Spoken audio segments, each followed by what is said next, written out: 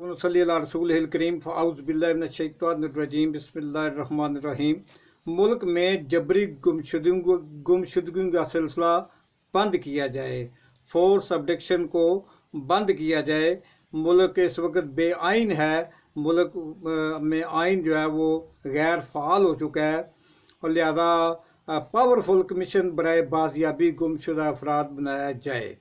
उस्मान डार, सदाकत अब्बासी और फरह हबीब की रिहाई मगर कैसे हुई, तफसीलात के लिए आज एक प्रेस कॉन्फ्रेंस में सुप्रीम कोर्ट के सीनियर वकील जनाब अब्दुल लतीफ़ खान खोसा साहब ने, जबकि उनके साथ इत्तज़ाज़ एहसन साहब भी मौजूद थे। खोसा साहब ने पुरहजूम प्रेस कॉन्फ्रेंस में कहा कि इमरान रियाज खान को उठा लिया गया था और जब 5 माह के बाद उन्हें रिहा किया गया तो वो एक फल्जज़दा और गैर फ़ाल और बड़ी कमज़ोर किस्म की शख्सियत की सूरत में हमारे सामने आए थे।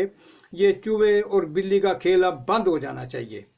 उन्होंने कहा कि हमारे आइन में इस किस्म की कोई गुंजाइश मौजूद नहीं है और ना ही बैनुल-अक़वामी कवानीन हमें इस बात की इजाज़त देते हैं कि लोगों को घरों से उठा लिया जाए, फिर उन्हें गायब कर दिया जाए। चंद माह बाद या तो उनकी लाश बरामद हो या फिर उनको लाश की हालत में जैसे इमरान रियाज खान साहब हैं ऐसे इस तरह उनकी हालत कर दी जाए जो जिस्मानी तौर पर ज़हनी तौर पर मफलूज हो चुके हों।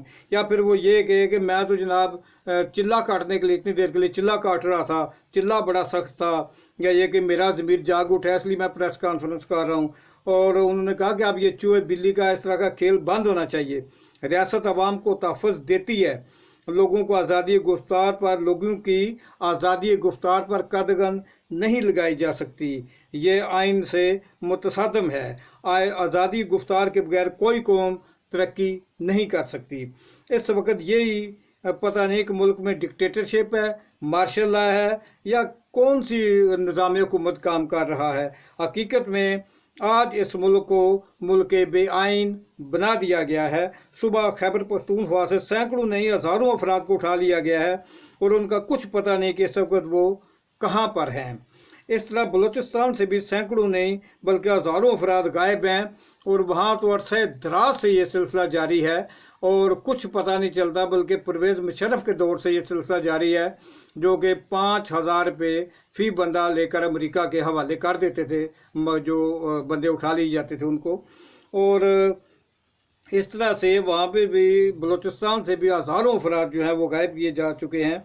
वो सब जिनके घरों पर ये तमाम लोग वो लोग उठाए जा रहे हैं जिनके घरों पर PTI का झंडा लगा हो या इस सियासी जमात के सरबराह का नाम कहीं पर लिखा हो या कोई ऐसा नारा लिखा हो। ऐसे तमाम लोगों को गिरफ़्तार कर लिया जाता है, गायब कर दिया जाता है।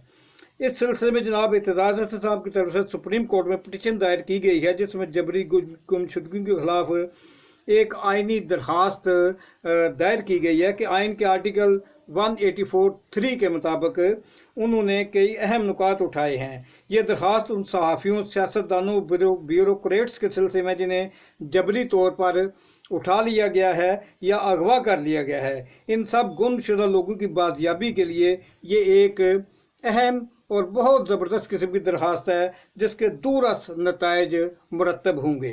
इसमें कहा गया है कि लोगों को उठाकर लापता किए जाने के ये खेल अब बंद कर दिया जाना चाहिए। लापता शहरियों को बाजियाब कराया जाए और एक ताकतवर कमीशन यानी पावरफुल कमीशन बनाया जाए जो लापता या गुमशुदा अफराद को ताकत के साथ उनको बाजियाब करवा सके। यहाँ पावरफुल कमीशन का लफ्ज़ इस्तेमाल किया गया, इसके पीछे एक पूरी दास्तान छुपी हुई है क्योंकि माजी में भी कमीशन बनाए गए जो या तो बेनतीजा निकले या अगर उन्होंने कुछ फाइंडिंग्स दी भी हैं तो भी उनका कोई फ़ायदा नहीं हुआ। लिहाजा एक ऐसा पावरफुल और आज़ाद कमीशन तश्कील दिया जाए जो मुतल्लिका इदारों से लापता अफराद को छुड़वा सके, इतनी ताकत रखता हो। परवेज़ मुशर्रफ के दौर में एक किस्म की रियासती पॉलिसी बन चुकी थी कि जिन लोगों को वो अपने ख़िलाफ़ समझते थे सब कहते थे कि ये दहशतगर्द हैं और दहशतगर्दी का लेबल लगा कर उनको अमेरिका के हवाले कर दिया जाता था। गुआंतानामो बे में जहाँ उन्हें मुंतकिल कर दिया जाता था और उन पर तशद्दुद और उनको फिर अपना उनके ऊपर काम करके उन्हें मनवाया जाता था कि आपने ये कहना कि आप मुजरम है, आप ये करते रहे हैं। इस तरह से डॉक्टर आफिया सिद्दीकी का केस भी हमारे सामने आता है। तो ये एक बहीमाना सिलसिला था जो परवेज़ मुशर्रफ के दौर में हुआ और परवेज़ मुशर्रफ साहब ने हज़ारों अफराद امریکہ کے اس سلسلے میں حوالے کیے، جنہیں گوانتانامو بے میں لے جایا گیا اور فی بندہ $5000 پرویز مشرف صاحب کو ادا کیے گئے۔ تو یہ سلسلہ ہے، یہ ریاستی پالیسی اس وقت بن چکی تھی۔ عمران ریاض کو انہوں نے لطیف کھوسہ صاحب نے کہا کہ عمران ریاض کو اغوا کیا گیا، سابق پرنسپل سیکریٹری اعظم خان کو اٹھایا گیا، پھر وہ بازیاب ہوئے تو عمران خان کے خلاف وعدہ معاف گواہ بن چکے تھے۔ شیخ رشید عثمان ڈار، صداقت علی عباسی اور فرخ حبیب کو ہفتوں بلکہ مہینوں غائب رکھا گیا اور ان کو عمران مخالف بیان دینے پر چھوڑا گیا۔ یہ آئین پاکستان کی سری خلاف ورزی ہے۔ آئین پاکستان ہمیں بالکل اس کی اجازت نہیں دیتا اور یہ بنیادی انسانی حقوق جو ہیں ان کے بھی خلاف ہے، اور بین الاقوامی جو انسانی حقوق کمیشن ہے، ہیومن رائٹس کمیشن ہے، اس کے چارٹر کے بھی خلاف ہے۔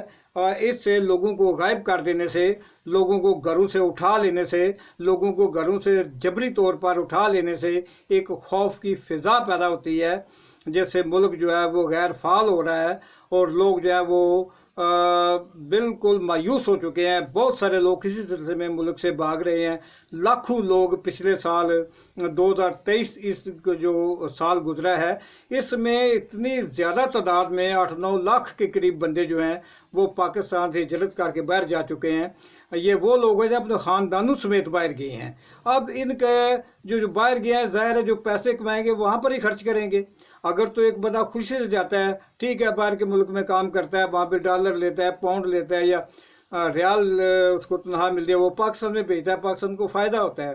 لیکن جو فیملی چلی گئی اس کا نقصان ہی نقصان ہے کہ ایک تو ہمارا تجربہ کار بندہ جو تھا، جو ایک ٹرینڈ بندہ تھا، مثلا ڈاکٹر، انجینئر یا اس طرح کے لوگ جو ہیں، ایک تو وہ پاکستان ان سے محروم ہو گیا، دوسرا اب وہ ان کی انکم کا بھی پاکستان کو کوئی نہیں آ سکے گی۔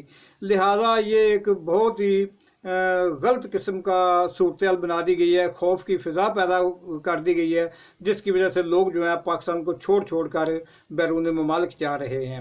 اللہ تعالیٰ ہمیں محفوظ رکھے۔ السلام علیکم۔ میرے اس چینل کو کائنڈلی سبسکرائب کر لیں۔ بہت شکریہ۔ السلام علیکم۔